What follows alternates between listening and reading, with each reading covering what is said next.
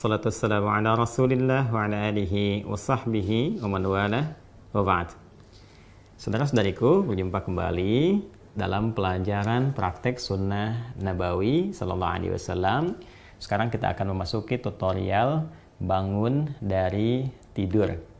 Untuk itu, kita akan coba melacak bagaimana Nabi sallallahu alaihi wasallam menunjukkan kepada kita tata cara bangun dari tidur, sehingga dengan mengikuti tuntunan itu, kegiatan kita bangun dari tidur mendapatkan penilaian ibadah di sisi Allah Subhanahu wa taala.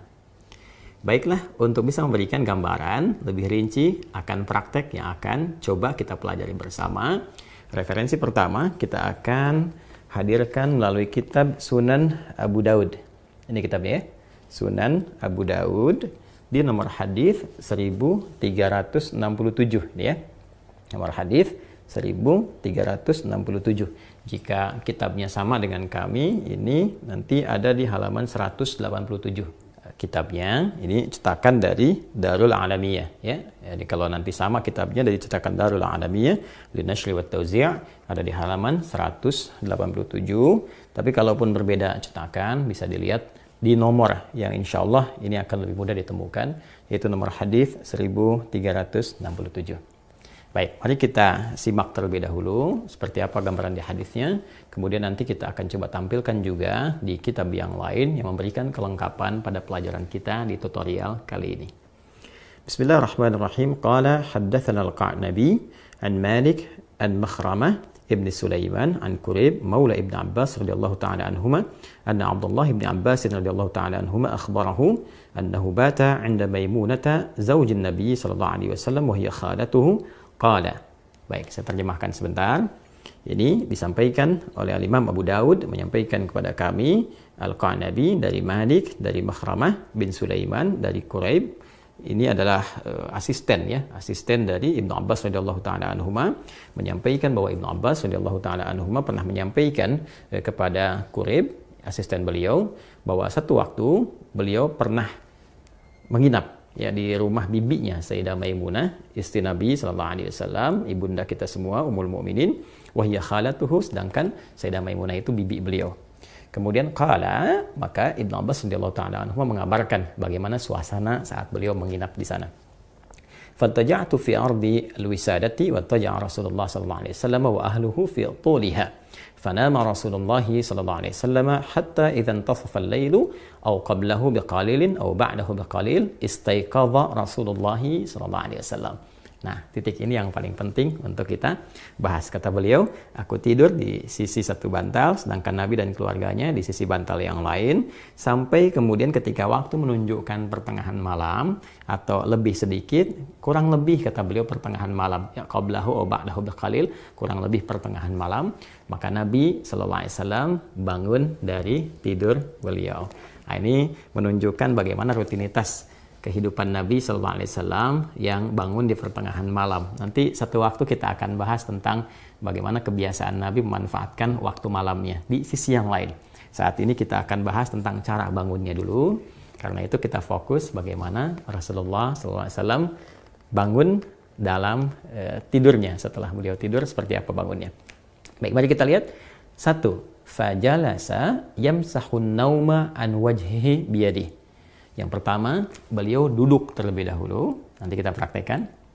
Kemudian setelah itu, beliau menghilangkan bekas ngantuknya dengan bagian dari tangannya. Baik, jadi 1, duduk terlebih dahulu. Kemudian menghilangkan bekas ngantuk dengan bagian dari tangannya. Setelah itu, thumma qara'al ashral ayati al-khawatima min surati Ali Imran. Kemudian beliau melanjutkan dengan membaca 10 ayat penutup di surah Ali Imran. Kemudian setelah itu, thumma qama ila syandin mu'allaqah, lalu beliau pergi, ya bangkit dan pergi ke satu tempat tertutup. Di sini yang dimaksudkan seperti toilet ya atau kamar mandi. Fatawadda'a minha fa ahsana wudu'ahu thumma qama yusalli. Baik, kemudian setelah itu beliau berwudu, menyempurnakan wudunya dan bersiap menunaikan sholat malam. Saya coba cukupkan dulu sampai redaksi ini karena selanjutnya terkait dengan sifat sholat malamnya Nabi Sallallahu Alaihi Wasallam. Ini terkait dulu dengan tata cara bangun tidurnya Nabi Sallallahu Alaihi Wasallam. Jadi yang pertama, kalau kita tutup dari kitab yang pertama di Sunan Abu Daud, nomor hadis 1367, maka saat bangun dari tidur yang dilakukan oleh Rasulullah SAW pertama duduk terlebih dahulu. Ya, jadi kalau kita praktekkan misalnya teman-teman sekalian, ini saya pindahkan dulu kitabnya karena ini nanti hal juga yang melengkapi dari pembahasan kita. Bismillah.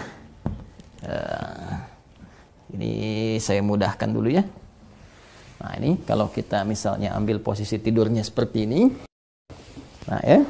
Nah, kemudian setelah itu bangun. Nah, tentunya ini boleh jadi ketiduran ya, peci dengan kacamata, tapi di luar yang normal kan peci kacamata itu terlepas ya. Jadi kalau kita bangun, misalnya seperti ini, kemudian bangun dari tidur, maka sunnah nabinya, nah ini duduk terlebih dahulu, ya duduk dulu, nah menenangkan diri dulu, ya jadi duduk ini bisa mengondisikan keadaan kita tenang terlebih dahulu, aliran darah berlangsung dengan baik, kemudian juga ya perasaan yang mungkin juga agak sempoyongan, belum stabil, ya kan? Kita stabilkan terlebih dahulu. Nah, jadi tidak dianjurkan bangun langsung berdiri atau bahkan ke kamar mandi atau tergesa-gesa, tidak. Kita mengambil keseimbangan diri dulu, biarkan darah mengalir dengan nyaman, nafas teratur, duduk terlebih dahulu. Ya kan?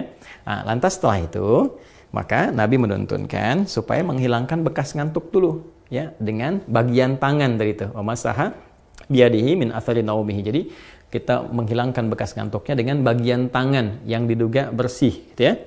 Nah, jadi nanti ada di hadis lain bahwa saat bangun tidur nanti saat bersamaan kita akan wudhu, kita dianjurkan untuk cuci tangan terlebih dahulu, ya kan? Karena tidak menduga di bagian mana tangan ini bisa menyentuh hal-hal yang mungkin kotor. Tapi kita bisa menilai dan menduga dengan kuat di bagian tangan mana yang sekiranya bersih untuk kita gunakan untuk menghilangkan bekas ngantuk. Misal seperti ini, gitu kan? Nah, atau kalau kita duga baik, bersih, kita gunakan seperti ini juga. Nah, apa tujuannya? Pertama untuk membangun kesadaran terlebih dahulu. Ya, sebelum kita berdoa atau sebelum membacakan ayat-ayat atau kalimat thayyibah, supaya doa yang dibacakan, ayat-ayat Quran yang dibacakan, kemudian nilai-nilai spiritual yang dimohonkan kepada Allah itu tersambungkan dengan khusyuk. Ya, bisa khusyuk, bisa benar, terasa dalam jiwa. Karena beda rasanya ketika Anda bangun tidur masih ngantuk berdoa misalnya. Doa bangun tidur gitu kan, atau baca beberapa ayat dari Al-Quran itu rasa kejiwanya akan berbeda dibandingkan ketika Anda